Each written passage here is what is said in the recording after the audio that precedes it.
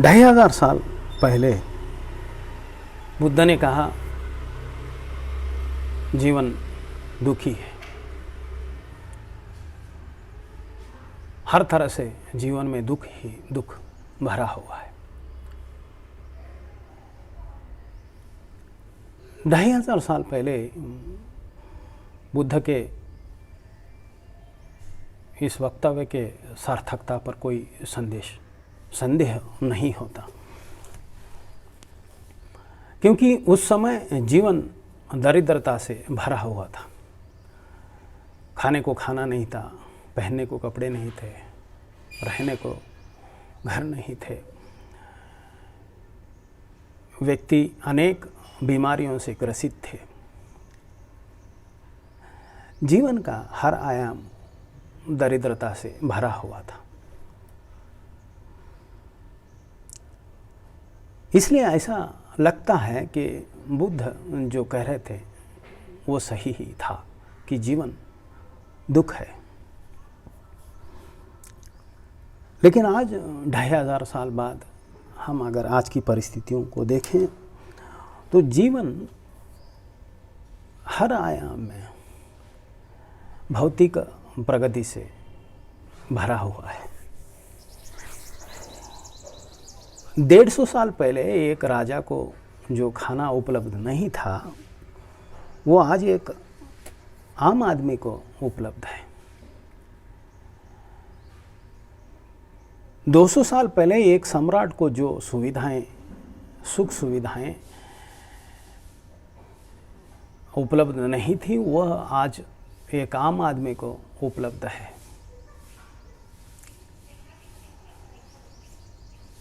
दो 200 साल पहले बड़ा से बड़ा सम्राट भी छोटी छोटी बीमारियों से मृत्यु को उपलब्ध होता था। आज बड़ी सी बड़ी बीमारियों से भी एक आम आदमी मुक्त हो सकता है। जीवन सुविधा और सुरक्षा से भर चुका है। अब यहाँ प्रश्न ये उठता है कि बुद्ध का जो वक्तव्य था कि जीवन दुखी है, क्या अब ये सार्थक लगता है? यहाँ पर कुछ बातें समझनी ज़रूरी है।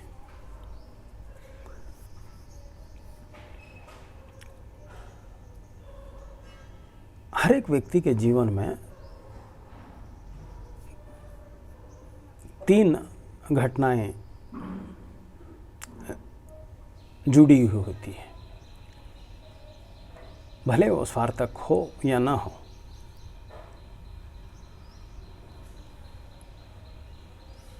चार घटनाएं: कष्ट, सुख, दुख और आनंद।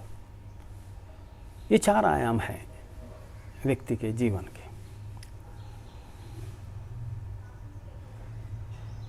जब व्यक्ति के पास मूलभूत सुविधाएं नहीं हैं, मूलभूत ज़रूरतें व्यक्ति के पास नहीं हैं, जैसा खाने को खाना नहीं है, पहनने को कपड़े नहीं हैं, रहने को घर नहीं है, शरीर की कोई सुरक्षा नहीं है, शरीर को सुख देने की कोई सुविधा नहीं है, तब व्यक्ति कष्ट से भरा हुआ होता है। व्यक्ति के इस दशा का नाम है कष्ट। तब व्यक्ति प्रयत्न करना शुरू कर देता है कि इन अभावों को भरने के लिए। प्रगति के नाम पर व्यक्ति फिर अनेक प्रकार का भोजन प्राप्त करता है, अच्छे अच्छे कपड़े, फिर घर की सुविधाएं, फिर शरीर की सुख की सुविधाएं। ये सब व्यक्ति प्रगति के मार्ग पर प्राप्त करता है। इस स्थिति को हम कहते हैं सुख।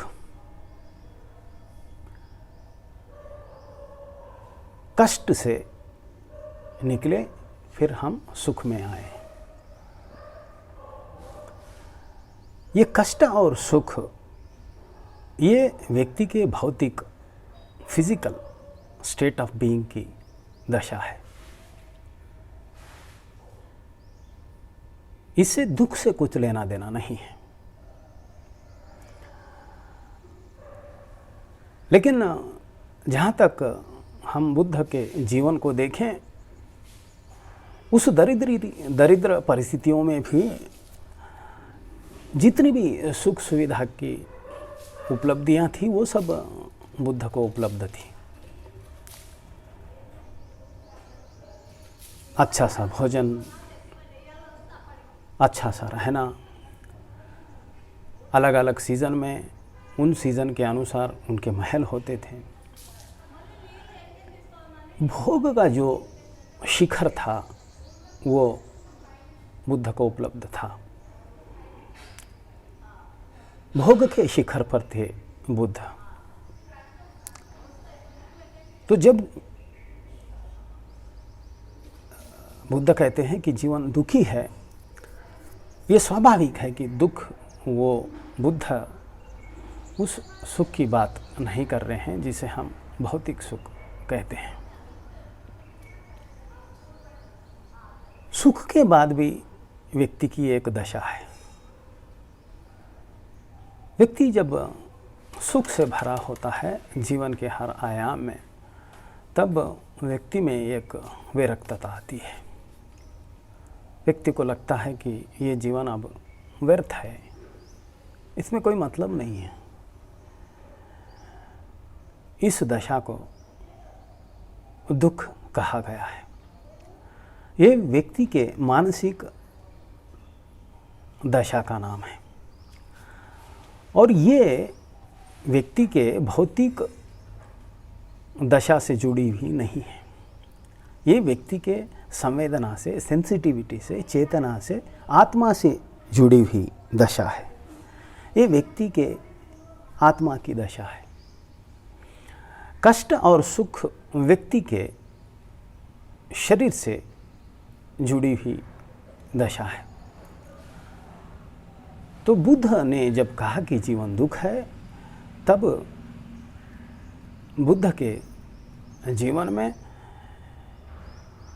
आत्मा का जन्म हुआ था और आत्मा का जन्म सुख के शिखर पर होता है। तब व्यक्ति एक नए आयाम पर निकल पड़ता है, नई खोज में निकल पड़ता है। उसका नाम जानने वालों ने आनंद कहा गया है। इसलिए बुद्ध जब कहते हैं कि जीवन दुखी है, तो बुद्ध व्यक्ति के भौतिक दशाओं की बात नहीं कर रहे हैं। बुद्ध उस व्यक्ति की बात कर रहे हैं जो सुख के शिखर पर है भौतिकता से, लेकिन वो एक नए फ्रस्ट्रेशन पे उतर रहा है, जहाँ उसे लग रहा है इतने सुख सुविधा के बावजूद भी इस जीवन में अब कुछ बचा नहीं है, सब कुछ तो व्यर्थ लगता है, सब कुछ रहने के बावजूद। उस मनस्थिति की बुद्ध बात कर रहे हैं।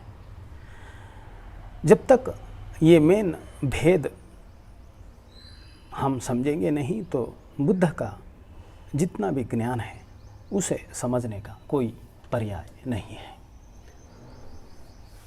संसार से समाधि की मन की प्रयोगशाला में आज इतना ही। नमस्कार।